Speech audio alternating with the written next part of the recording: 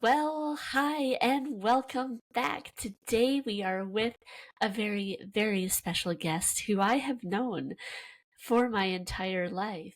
Well, no, not my entire life, but her entire life.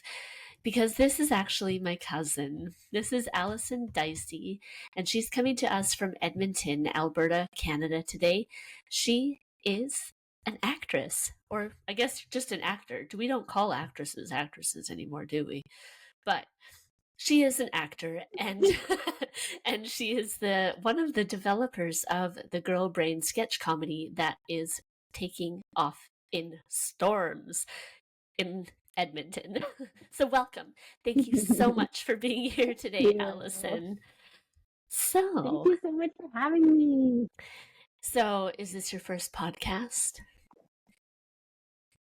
No, it's not, is it? No, it's not because I said a few podcasts. It's my first time on the Healthy Metal Hippie podcast. Good. Well, you know what? We'll have to have you back one day, but today we need all of your stories. That's what we're here for today. You know, you've always amazed me because you've always been surrounded by the arts. Okay. You've got your brother is a musician. Your father is actually an extremely well-known artist, especially in Canada, but I think everywhere, really. It's you come from a very, very gifted family, and so it's no wonder that you would end up in the arts as well. But you are on this sort of different path with acting. So do you want to tell us about how that happened?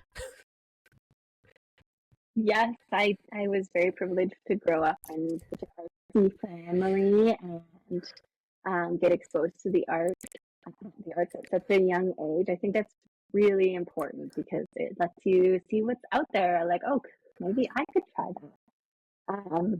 And my dad's a visual artist, and he's part of a lot of artist-run centers and arts groups in Calgary, Alberta, where we both grew up. And they um, they had a group with an artist named Don Mavey, where they would trade artist trading cards. So instead of hockey trading cards or baseball trading cards, we would make artist trading cards. I think it was like the first Saturday or the last Saturday of every month. We get together at an art gallery and we just sit together. We have a bunch of art supplies and collage materials out, and like kids could come, adults could come, like professional artists or just friends could come and make artist trading cards, and then we would sit around and like trade each other, and they would go international too in the mail, with art by correspondence. And I don't know, that's just one example of things we would do all the I didn't time just even know that to you did that. yeah. I was thinking See, I'm learning so I should much have some already. around here. Yeah, so that's one of the things we did as kids. And yeah, my brother is still a musician. He traveled and toured with his band for a long time, and then eventually, one of the places that he had toured to, he just fell in love with, and he ended up moving there to Nova Scotia. And my mom is a great appreciator of the arts, and she's always been Yes. super duper supportive too of like anything that me and my brother wanted to try out. I Yeah. think we were um, like we understood that there wasn't a ton of money in the arts, but that you better enjoy it because you got to get something out of it. Yeah, oh my gosh, that's so true. Yeah, I And guess if you don't do it for the love first, then what the hell are yeah, you doing it for? Right? yeah, there's got to be something that you're getting out of it, whether it's like love, enjoyment, money, or orgasms. I'll just group Well, hey, but why not? um, yeah, and you got to surround yourself with people that inspire you and that you want to actually be in a rehearsal hall with. Because for me, for the rehearsal process of a theater play, you spend more time in the rehearsal hall than you do on the stage usually. So they better be good people and it would be like team players, because that's what Yeah. you get out of it. Holy, that's so true. And so, well, okay, so hold on. Let's go back for a second here. So, in all of school, were you part of like the theater groups and drama club, I guess, and all that kind of stuff too? I Because joined the drama club, I think grade 7 I joined. in grade 7, okay. And so, if you're in the UK, that would be like year 8 here. And okay, so wow. And so you were involved then in junior high, right? When you kind of, right from when you were able to start taking drama in that way, right? That's really Yeah, cool. I kind of thought that I would go more into the visual arts. I was really interested in being a fashion designer actually at first, and I loved drawing, and wanted to go to more of an arts focused school. So I actually switched into a different division, and then I was able to take band and art class and drama. And then I decided, oh my gosh, drama, which I was really shy.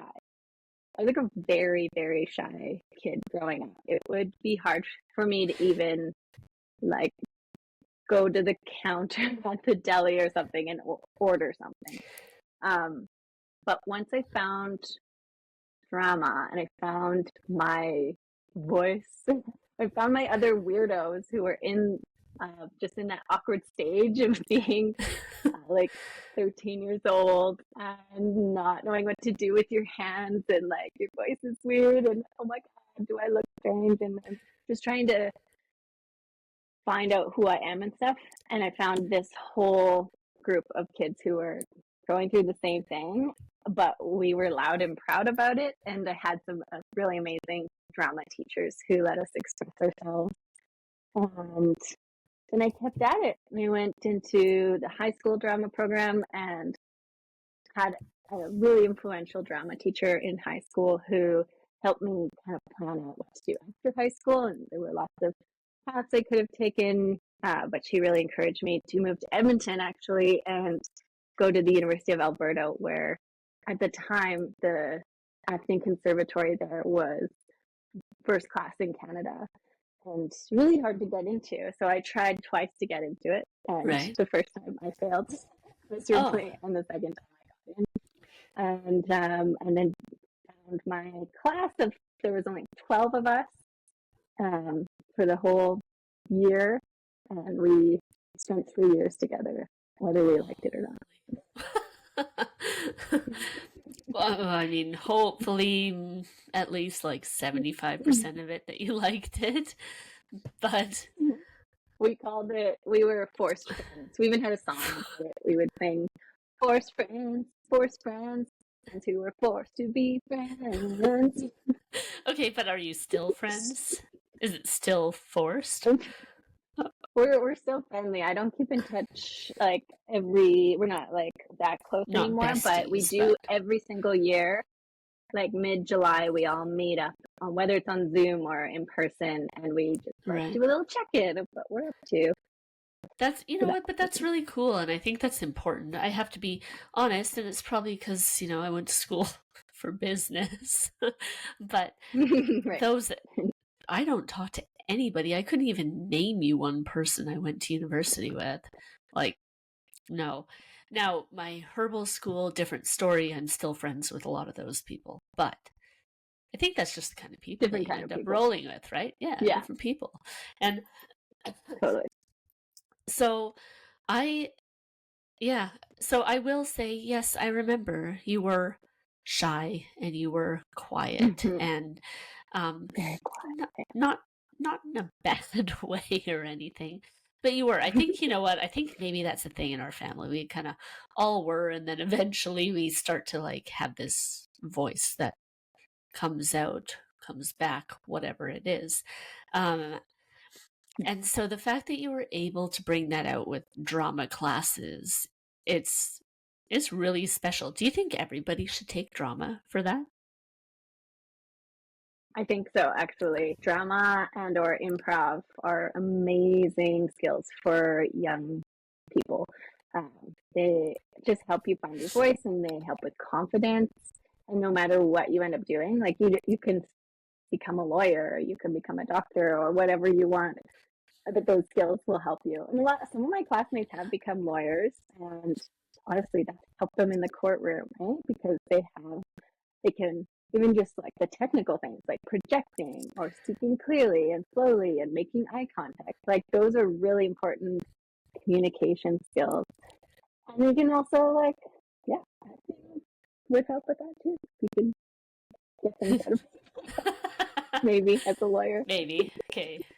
We're not saying anything here.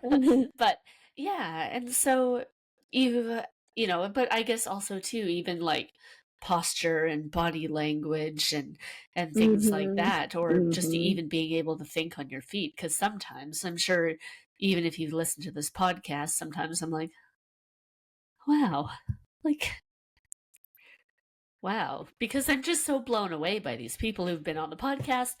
And so maybe I should be taking improv lessons too.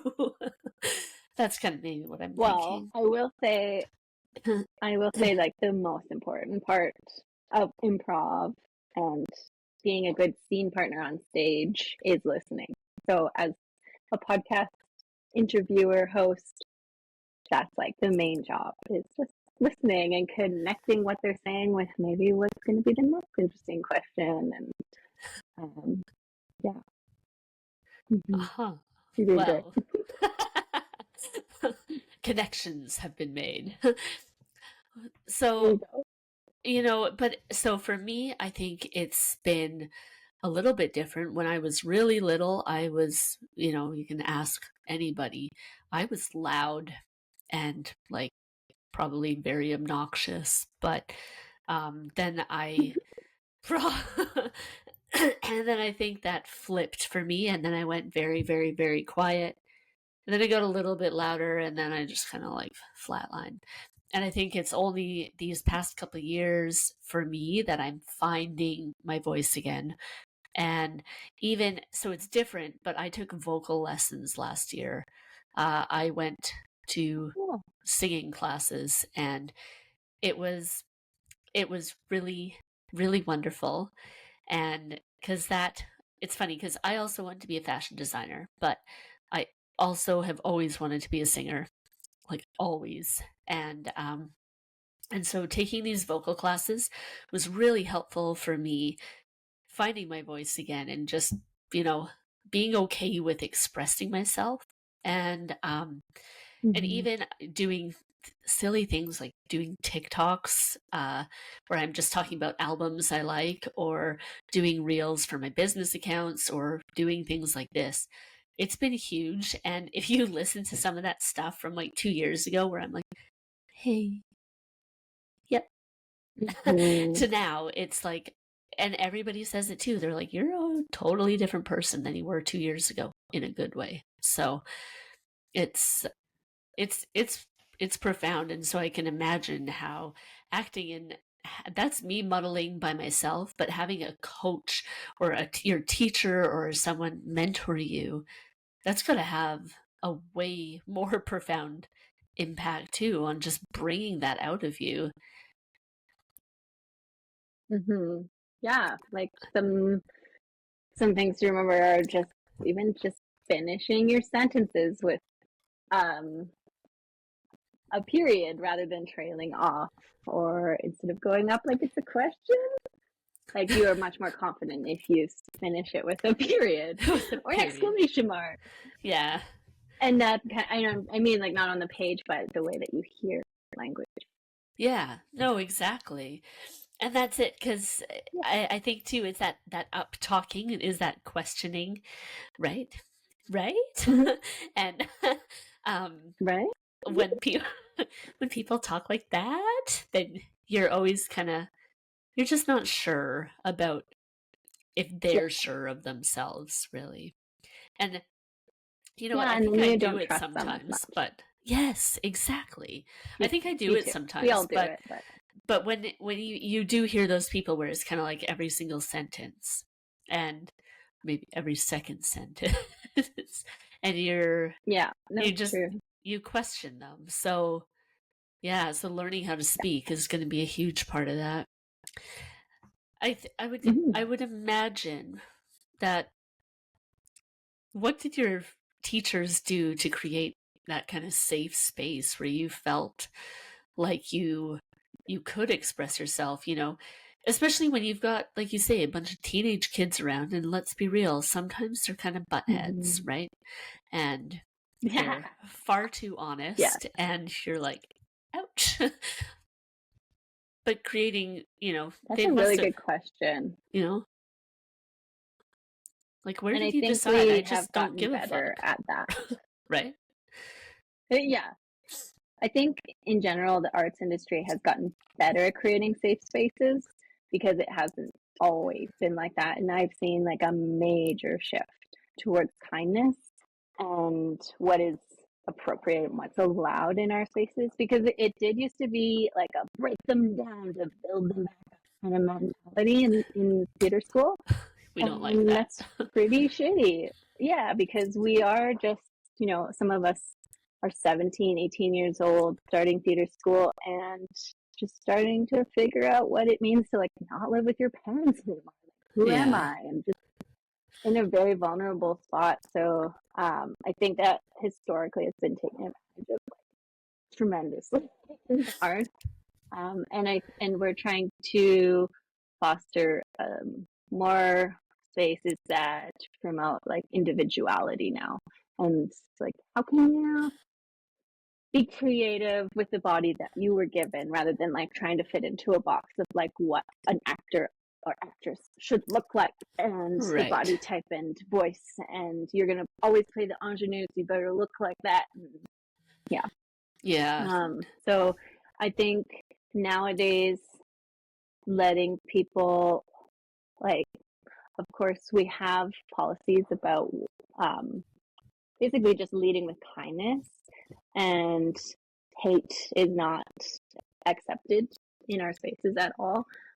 And so with those two things in mind, be yourself and be your own individual within that. And yeah, you can be someone else every single day. Like I have young artists that I work with who have like a different pronouns that they come in with, or a totally different style that they come in with on another week, and then and that's totally encouraged even to be yourself. And I think that was Expressive. important for me, becoming like expressive, yeah, to express yourself.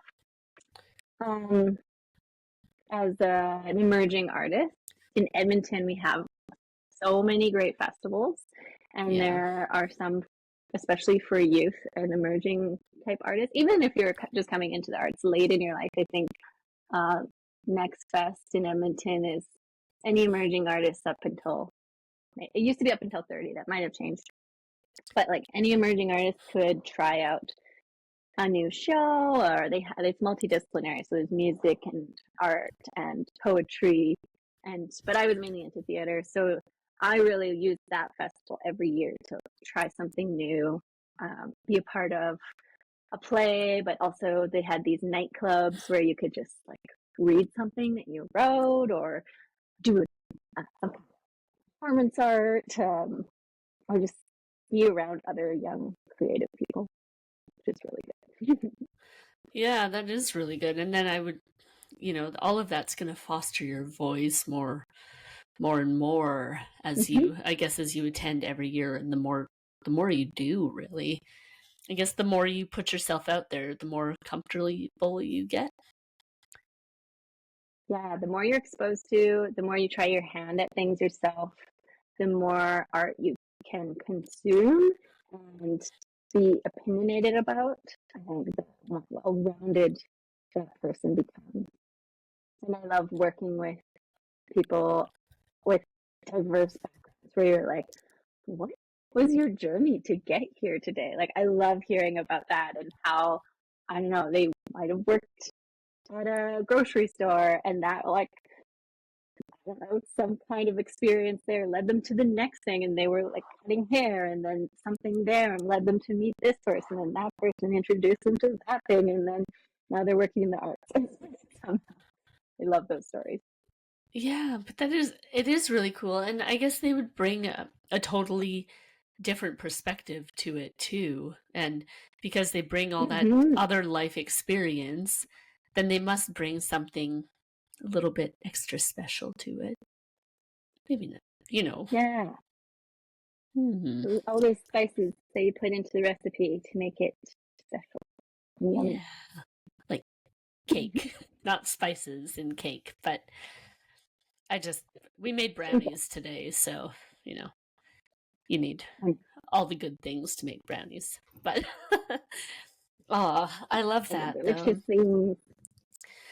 So, okay, now this is something I'm always curious about because it always feels like artists are just cool, like straight up cool.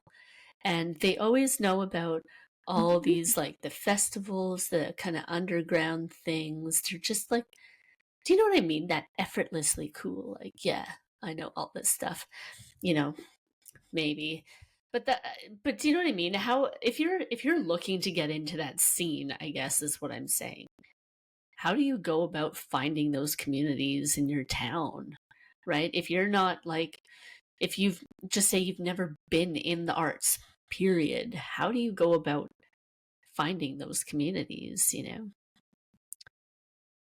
Really good question. I bet it varies from city to city and from country to country, but um, there's so many resources here in Edmonton that you can join a class or even put on your own show. I found in my community that ever since I moved here when I was 17, that there have always been people to collaborate with every step of my journey. If you have a little spark, a little nugget of an idea, and you're just at a party talking about it, I could always find like two or three people that would be like, "Oh, I want to try that too. Like, let's make a friend show." Or like, "Hey, have you met my friend who's a designer? I bet you two would really get along." And then the meetings go from there, and creative the creative process is ignited. Um, but and it's not always taking a class too. I think that like we get into um, the system, the institution, the capitalist drive that like you have to pay to be good at something, whereas that is not always the case. I don't think you have to spend money to take a class to become a comedian. You can. Right. There's so many open mics in Edmonton. I'm sure there are in London too. You Oh can just yeah. go try it, and you will fail, and you're supposed to fail. So don't give up. You can just like keep doing it, and we're talking about open mics. That's like just one example, but you sometimes you see stand up and it looks improvised, but that's the secret. Is it's supposed to look like they're just coming up with it in the moment, but I will bet you that that stand up has done that set about 100 or 500 times before at other open mics and other amateur nights, and then moved their way up in the comedy scene and late night scene, and now they're performing it. It looks for the first time, but they've been practicing it. So I think it's about um, keeping keeping on with what you're doing too, and if you fail, to know that that's a part of the process. How do you deal with Also builds you up failure? to be a more interesting person. Um, Were you always good it at sucks. dealing with failure? Absolutely not. No, and I'd still say like I'm not. Like yesterday, I had a pretty grumpy day. I was doing an outdoor arts festival, and it was raining and cold, and looked at the forecast, and it looked like it was going to be like that all day, and we were going to be outside all day. I was just like, this sucks. I mean, it's not the great example, but everyone has to feel their feelings, I think. Yes. And It's even harder when you're in a position where, say, you're going auditioning, which I don't do as much as I used to. But if you're auditioning and your livelihood, I should say, depends on someone else's decision about you, that is a really hard position to put yourself in. And that's honestly why I enjoy creating my own work with Girl Brain and with other theater companies that I work with, because I'm not like beholden to the man behind the table who gets to decide my fate. Yeah. I really had a hard time with that, and why is his decision more important than mine? And so, I mostly make my own art and stuff because I find it more fulfilling. But I will say, working with young artists, I can tell really, really early on, usually, if they have had failure in their lives because it makes them stronger. And it's actually pretty annoying when you're working with someone who gets defensive when you give them some criticism, because you're only trying to like work together. You're only trying to like make whatever that common goal is succeed together. It's really hard to move forward with someone who takes it personally. But yeah, what are the secret? Your question was like, how do you deal with failure and that kind of yeah. And I think it's just knowing that there's so many factors that go into whether you get the job or not, whether you succeed or not. Like, it could just be a bad night for the audience. Maybe there's just like a quieter crowd. You don't know what they're bringing in. They could have also bring in what they had going on with them that day. So it might be on them, but you should never just blame your audience. It might just also be something totally different. I don't know. There's so many factors. And if you're talking about like failing at not getting a part at an audition, that's an even more complicated one, because I know now from being someone who does interviews or auditions that it's often really, really hard to make that choice. And there's so many factors that go into it that I would just say, like, don't take it personally.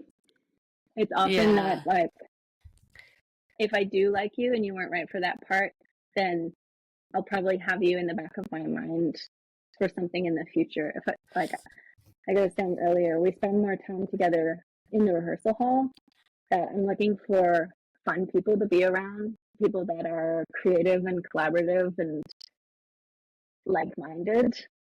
So I'd say just be a good person and be someone that others like to be around, and then you'll keep working forever if that's the case. But yeah, I was rambling now. No, because no, absolutely. And that's very interesting, because I think that probably goes across every single industry. Pardon me, but if you're a dick, it's just not going to keep going. When you are, thoughtful and considerate of people, can have a bit of a laugh every now and then, it's going to make it so much easier, because people will actually want you there. So yeah, I think that is really, it's really, really smart. You want to keep the good ones around. Keep the good ones around, and also know that, how do I say this? Like, that person that you're angry at today they might have the power to hire you at something later on. So it's always in your best interest to just be kind. Don't say anything bad if you don't have something nice to say, because in the future, to your mother. That's right. Yeah, no, that is very true. And I think the other thing that I keep thinking about here is your value or your worth or your talent or whatever is not defined by if you didn't get one role or even if you didn't get 50 roles, right? Like, you know, so for everybody listening, I was telling Alyson that I have been part of an extras agency for a couple of years and I never really did anything with it. But I got the call for this show and I was like, you know what? Yeah, let's do it. And I was really pumped up about it. And I was just waiting for the, if to hear whether they selected me, but they didn't. To be fair, it was probably good because I saw the character's name and it was a Vietnamese woman and I'm not Vietnamese. I'm not Asian, period. So I feel like I wouldn't have, in good conscience, played an Asian woman. Do you know what I'm saying? Sure. So I'm kind of glad that I didn't get it. But at the same time, yeah, I was even a little bit bummed out by that, right? I was like, that would have been like a photo shoot, like a few days of filming. It sounds like it would have been awesome. But I didn't get it. And not that clearly I'm a professional actor or anything, and it's not that really big of a deal, but it is that kind of that rejection. It still kind of has a slight sting to it. So, but I also know. But no, sorry. No, go. I'd say Talk. auditioning is a big part of the job, and a lot of people treat it as like, just gotta get past that audition so that I can do the work. I think the work is also the auditioning. Like I said, I'm not doing this as much anymore as I used to, but I see the difference between young artists who are going, training, whether vocally or physically, hiring a coach to learn that special skill or whatever, and going to the audition. And then, like, whether they get it or not, it doesn't matter because that's part of the work. Maybe you'll meet someone in the audition hall. Maybe you'll meet someone afterwards who has recommended you because you had that special something in the room that they know another artist is looking for in their process. It's an investment in yourself and in your career to like treat that audition like it's the work. And I think that's important too. Every time you're on set, you're gaining some very valuable knowledge, because showing up on set is really intimidating for the first few times because there's so many people. The actors are like the least important person on the set until we're rolling, right? But like just being on a set and seeing how it works and introducing yourself to the first person you see, and maybe it's craft services and they're just like, oh, you want to talk to that person, and then you meet that person. And it's such a busy kind of chaotic place, but the more you can insert yourself into situations like that, the more comfortable you can be. And then once you do book that role, that's for the big part that you're right for, then you'll be there and you'll be able to do what you came to do. You won't be like hindered by like, oh my God, who are all these people around me? Yeah. So you'll be very well prepared then. And I think then, it just adds to you being a total professional. I hear about people like Johnny Depp or whatever, big names, right? And that they'll go and they will meet everybody on set, from custodial, cleaning to caterers to lights or anybody. They'll go and make a point to say hi to everybody. So it's interesting because I mean, you're saying, hey, get out and meet everybody. But then those big stars are doing the same too. And so I think, it shows that it's important, right? And everybody on set has value, huge value. Yeah. I'd say everybody on set has a little bit of nervousness too. So like introducing yourself and saying like, hey, I'm Alyson, I'm supposed to be an actor today, where should I go? Like, just ask, just introduce yourself, find out who they are, find out maybe they're nervous too, and where are we supposed to be right now? Yeah. Yeah. And then I guess too, this is what I love because everything is connected, right? And so I'm sitting here going, yeah, like you introduce these yourselves and then you're building your network within the industry too, even if it's like Sure, yeah.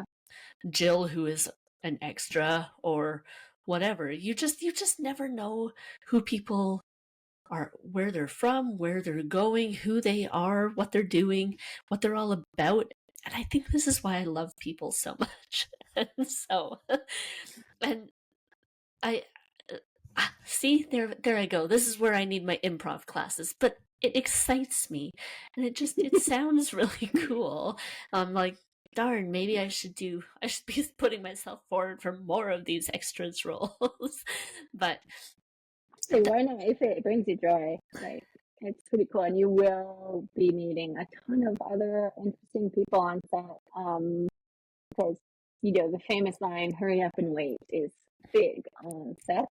So you spend a lot of your time as an extra sitting in a chair waiting for them to be ready for their scene. yeah, And in that time, probably meet some cool people. this is true. This is true. Do you think acting has helped you make friends overall? Oh, big time. Like, right, going back to our first thing we were talking about in junior high, where I was like so shy, and then Yeah. met all my weirdos, and suddenly had a very instant friend group. And that's how I've gone through life now. Like, Girl Brain is two of my best friends, but we met through through various arts organizations. Like, me and Ellie first met, and then Ellie introduced me to Kaylee. But Ellie and I did a show together, which toured across like Western Canada, and Right. so we spent like a whole summer together. And then during that time, like we just were like, wow, we are we Besties. are very similar. We complement each other, and we had great conversations during that summer, and we're inspired to make something. And so we decided to write a play together, a children's play. Oh, And then we ended up doing a fringe show. I think it was the following summer together, which was so super cool. And then in that we met many people too, because you need a big team of people to put on a play. So we met yeah. amazing other creative people, like a musician who we're still friends with, who has recently helped Ellie um, produce her first album because she's also a singer.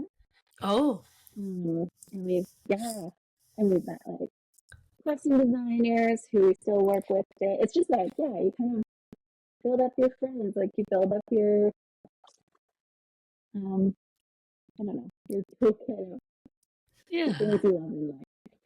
I love that person for that reason, that person for that reason. And then I met Kaylee in Girl Brain through LA because Kaylee had moved to San Francisco for a boy. And it didn't We work out. always move for the boys, Oh, don't we? well, my mother told me never ever move for a man unless you're either go to school first and then you can decide. I'm glad I never moved for a man. And then Kaylee did. Whatever, that's fine. She had an amazing time in San Francisco for other reasons. But she Yeah. ended up moving back and was like, oh my god, how do I get back into the acting scene? Like, I feel like I'm starting from scratch. Whereas, like, when you Mm. finish art school, you're like set up on this train, like you go to auditions, like you're networking every day, you're going to openings, you're meeting people, the artistic leaders are kind of they have their eye on the graduating classes. But when you come in like, oh, I'm in my mid 20s and it's been a while, but can I come like it's a bit harder, I guess. And Yeah. yeah. And so we started just Ellie and Kaylee were great friends, so the three of us would hang out a lot. We were just like talking. Oops, my handphone just fell out of my hair. We like sitting in cafes or bars or whatever, and talking about our audition experiences and how we were often going up against one another because we all are the same age, we all look kind of similar, Yeah. we all have similar experience level, and how does that make one feel when you're like competing against some of your best friends Mm. and then dating at the same time was very just funny stories about dating at the time. We were in our mid to late 20s and talking about what that experience was. We just would like laugh. We would fill the whole cafe. We would just get so loud and sit there and just talk and talk and talk. And then we ended up saying, let's write some of this down. Like, it's kind of funny. And the medium we chose was sketch comedy because it was easier than writing a whole play. Yeah. Because they're just short little things. Yeah. And we ended up putting it on stage. It was fun. Okay, yeah, wait. the question was about friendship. Sorry. First, I have to. I need to get to Girl Brain in a minute, but I have to say, Okay. you mentioned like filling your basket with with good people, with the things you like, and I really Oh, think you yeah. have been filling your basket with really wonderful people and experiences and just everything. Mm-hmm. I'm just taking this moment to say you are amazing. And Thank you, Ashley. just so you know. And so in case I haven't told you for a while, but and so I'm just it makes me really happy, and I also think I'm sorry because I'm just like kind of just going sideways for a minute here, but honestly, how wonderful that you were so nurtured and supported in the arts growing up, you and your Mm-hmm. brother. Uh, just it makes me really happy. It truly does. And so, yay, yay! That's all I'm gonna say Oh, is yay. yay. It's really Thank you, it's really Ashley. wonderful. That means a lot. Thank you. And And the so same goes for you. I think you are amazing too because I'm on your freaking podcast right now, and that's so awesome. All the things that you've done in your life I probably need to that have have your led you dad here. on my podcast too. I mean, actually, I think I should. Like, yeah. You So should. He we would should hate call that, him but yes, after. you No, should he ask. wouldn't. You know what? I have to say, one time your dad said to me that I was an artist, and I kind of squashed that side of me for a while, but I still think about that. And I was like 14 when he said it, um, Wow. and I still think about that and how I just felt like that was such a wonderful, wonderful compliment from him. And so, thanks, Uncle Mark. We're gonna get you on the podcast. Do it. But yeah, it's so important what like the value of our words when we're talking to young people because you do have the power with words. You Like know, I think there as you get older, you get more like better at finding that for yourself. But especially as a teenager, to hear that from an adult to say you are an artist, that is so validating. I'm glad that yes, happened for you. me too. Thank you, Uncle Mark. And and actually, my son Dimitri, he's an incredible artist too. Um, Kid Mm-hmm. drawing crazy portraits when he was like 10, and I'm sitting here going, yeah, you didn't get that from me, kid. Because just incredible. And so, and I think it's important. I try and nurture that artistic side, the creative sides for him. Sometimes I'm like, I just can't today, but I try my best. That's all we can do. So I want to hear about I want to hear about Girl Brain. So when did it start? It's been it's Started been in 2018. okay. Yeah. That's Um, 6 years 2018. ago.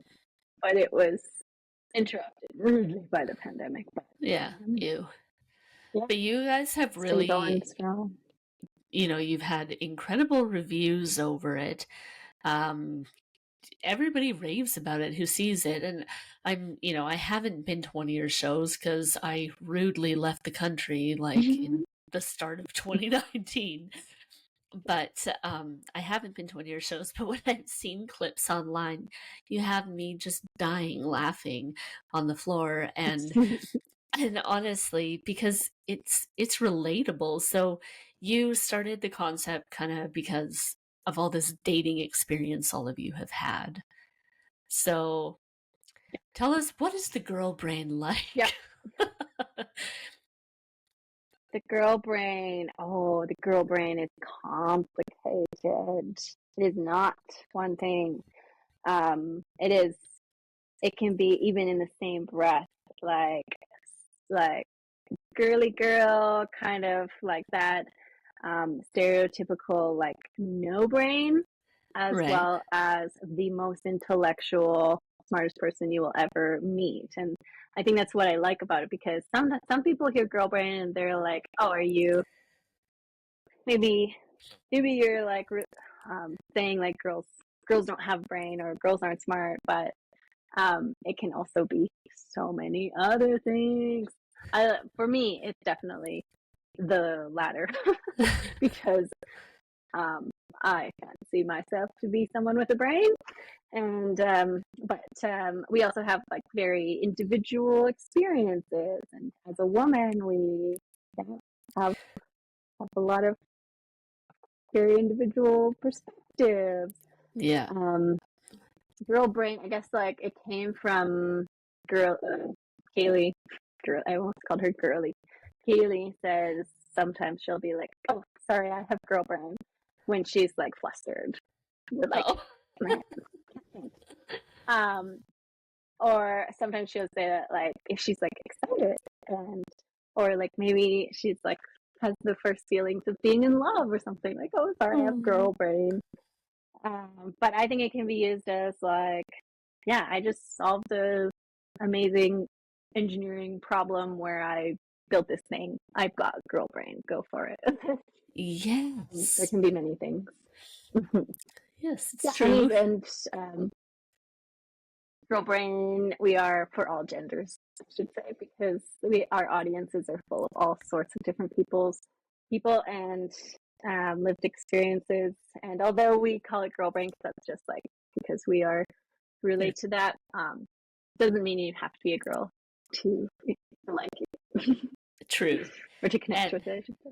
You can hate it too. yes. Yeah, sure, why not? Hate adds a little extra fun to the whole thing, right? You have to have Yeah, haters. You can't be like 100% loved, right? yeah, That would be boring. Be super boring. absolutely. Adds to the conversation. Yes, absolutely.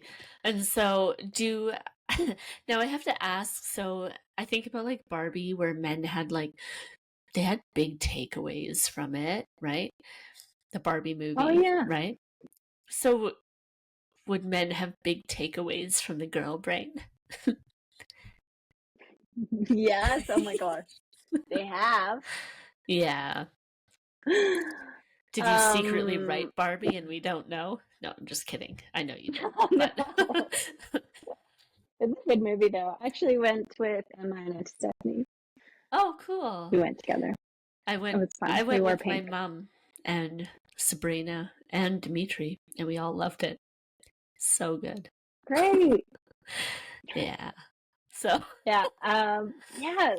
What people do, I think we talk about mental health more than is expected, and about our vulnerabilities and like our worries and our anxieties, and how like we all have experienced this thing called imposter syndrome that we talk about a lot. And I think speaking up is scary, raising your voice is scary, saying what you feel is scary. And when we just didn't even know how many people would connect with that kind of messaging of all genders. They come and they go like, I felt that. Like, I can't believe Yeah. you talked about that on stage because, like, I felt that. And we'll do it in a funny way, or we'll, like, sing a parody song about it, so Yeah. that we can all come together and laugh. But then after the show, we'll get people come up to us and be like, that happened to me. And I'm so glad that you brought it up because now I feel like I can talk about it. Yeah. That's huge. Then you're transforming people's life and I mean how they feel about themselves, letting them let go of shame that they had from those experiences maybe. Mm-hmm. That's Mm-hmm. transformative and it's important. I think sometimes too comedy is that it's that way to make things that are really shitty and really hard to talk Yeah, about just a little bit easier, right? It's I think so. and so when you bring light to it in whatever it may Mm-hmm. be, um yeah, then everybody's like, you know what? The girl brain dealt with that. Yeah, I did too. They even talked about Mm-hmm. it on stage, and so that's why I'm going to tell you, my bestie. It's yeah, it's Yeah. huge. I think Yeah. we all kind of get I was stuck gonna in that kind of, fear and shame and guilt, whatever, just way too long. And then you have those moments where you go, oh shit, you know what? We've all been through the same thing. All of us. Yeah. And so many of these experiences that we feel sometimes and nobody else has ever had, we've all had them, Mm-hmm. you know? Yeah. And people who look like they have their shit together and they're like famous and carefree and doing so great in their life, they must not have a worry in the world. Like, that's absolutely not true. We're all human. And it kind of is nice to drop that facade sometimes and just be like, I'm I'm just me. I'm not I'm not like take away all your preconceptions. I am just as weird and gross and wrong and I don't know, like all those things that you're scared to admit. Um, it's kind of a relief to let go of that just for an hour or whatever for a show and just be as weird as you. Do you, do you consider yourself weird then? Have you always been Yeah, weird? yeah, Oh, I think so. I think so. Whether that was at a time in my life where I was super, or still am, like anxious and worried that my weirdness would come out, or when it was at a time when I am embracing my weirdness and shouting it from the rooftop. Because it can vary from day to day. But yeah, I think I'm weird. yeah. I think we all are. And I think Yeah, we're all just kind of navigating how to be weird in our own weird way. I it really think definitely makes so. a person more interesting Yeah. to But I be think a that, weirdo. when you are trying to be not weird, though, I think you're even weirder then, you know? But you You're kind of, right. but then you turn on those like creepy vibes. I'm Oh, normal, I I'm see what you not mean. weird, Yeah, and yeah. it's like, no. I'm normal. Look at my normal smile right Yeah, now. okay there, buddy. That's not normal. So true. Oh my Yeah, it goes back to goodness. like what we were talking about in terms of like I forget what conversation it was exactly, but we were talking about just like having good people in the room and like those are the people you want to spend time with. Those are the people you want to get creative with and make your next project with. Um, like the weirdos are the ones I want to be around.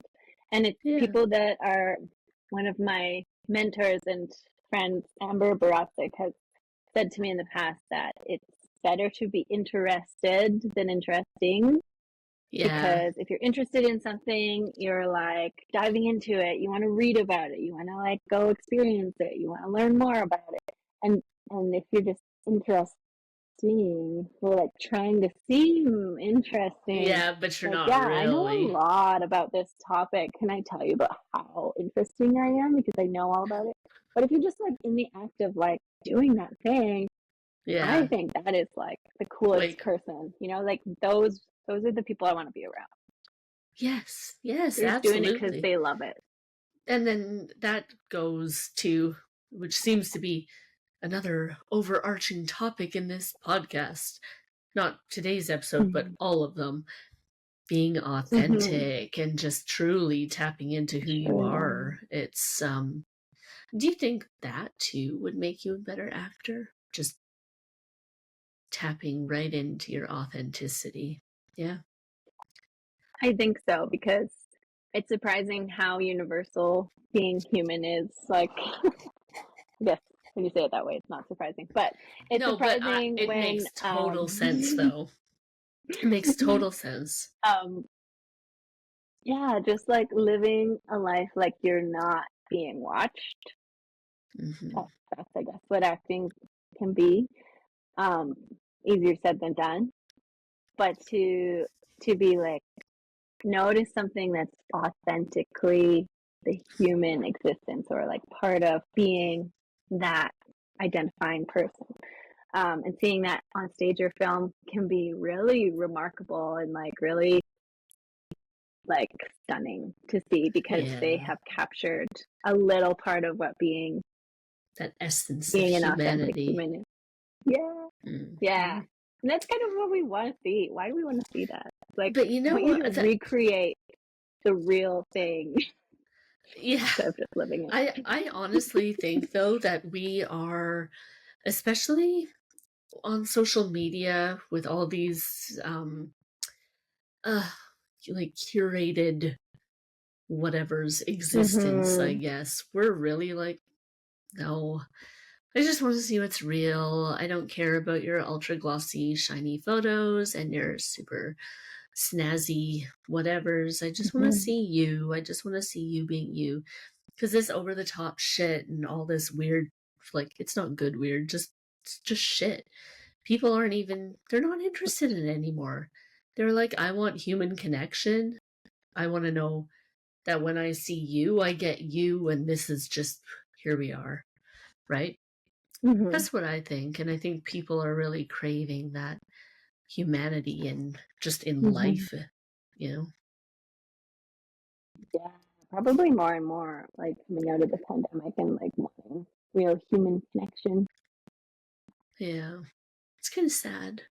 And so, you showing not just you, but your troop of girl brains, you are bringing that back to the world. And it makes me very, very Yeah, happy.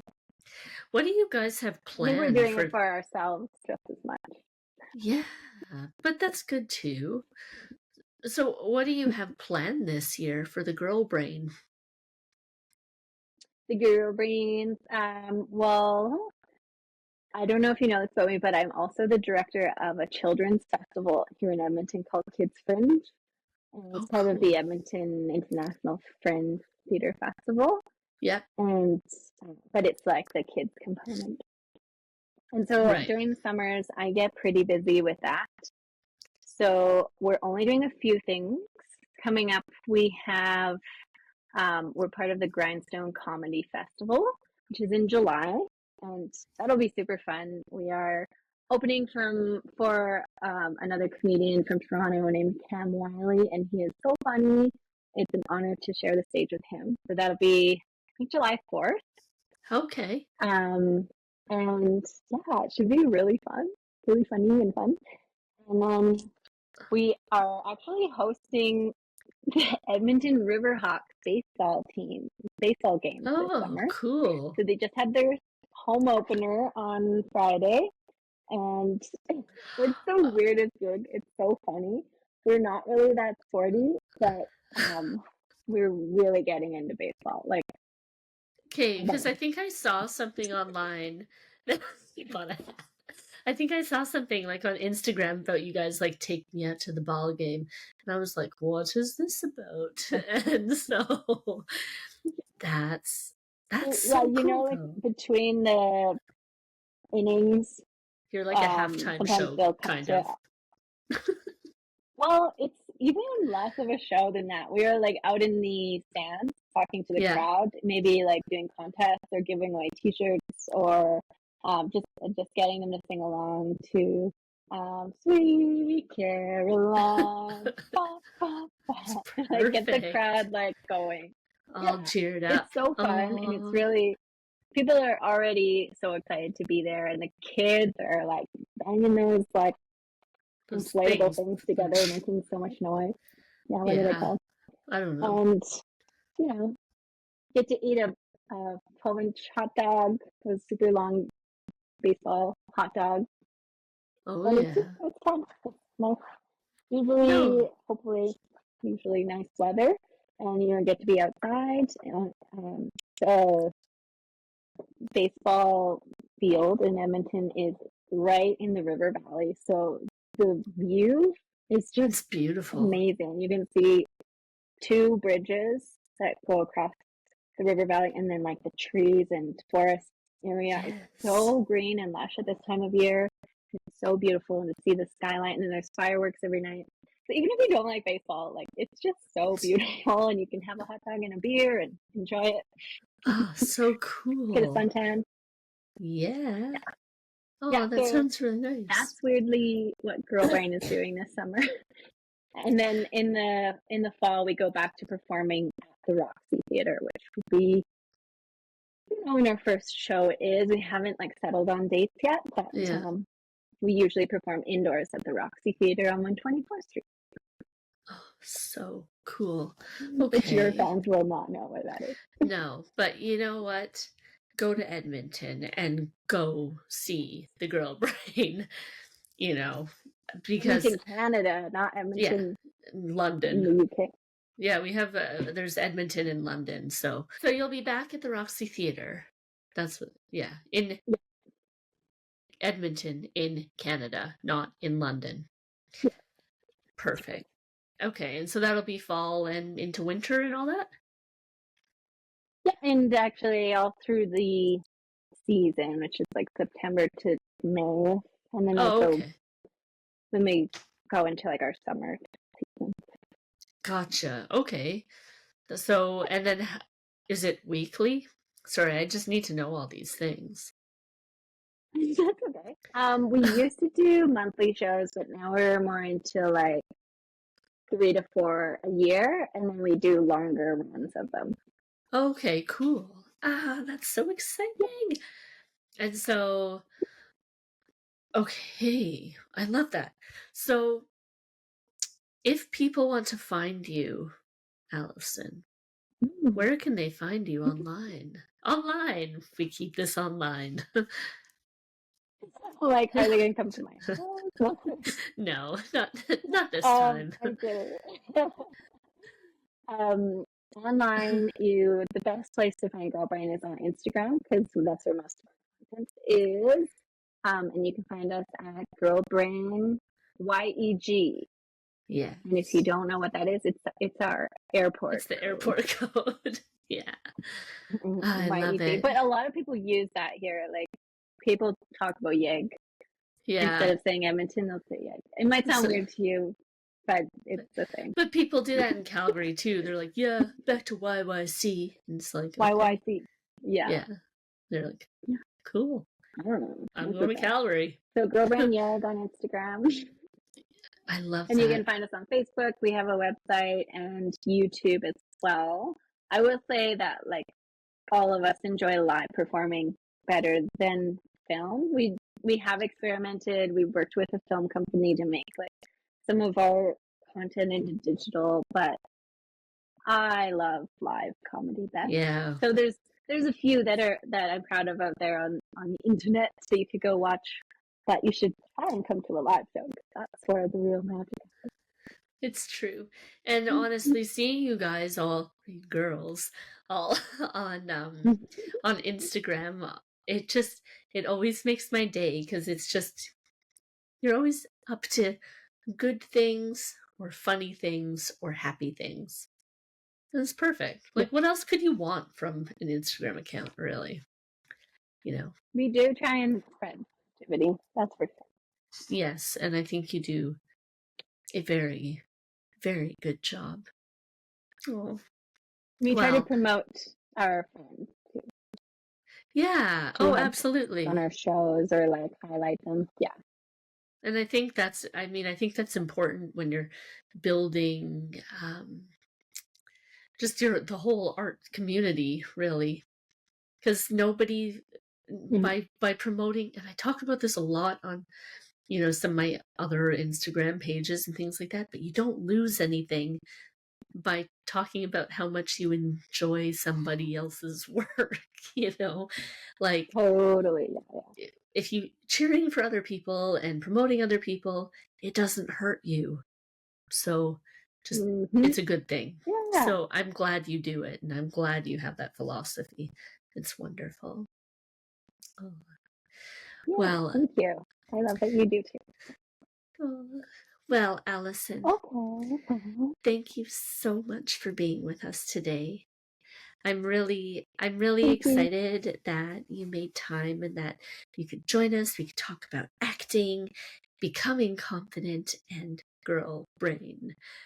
It's been an absolute delight as always. And I just truly thank you so much for being here. Yeah, it's been an honor. Thank you so much for having me. And next time, we're going to get your dad on here. Good luck. We're going to figure it out. That would be awesome. Yes, it would be, because I think a lot of people would love to see him on here. But this episode's not about him. He's a really interesting guy. Yeah, he is. Oh, well, thank you again, Alyson. And we will talk to you soon. And the Girl Brain. See you later.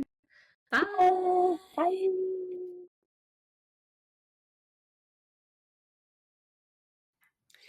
Thank you so much for joining us today on the Healthy Metal Hippie podcast.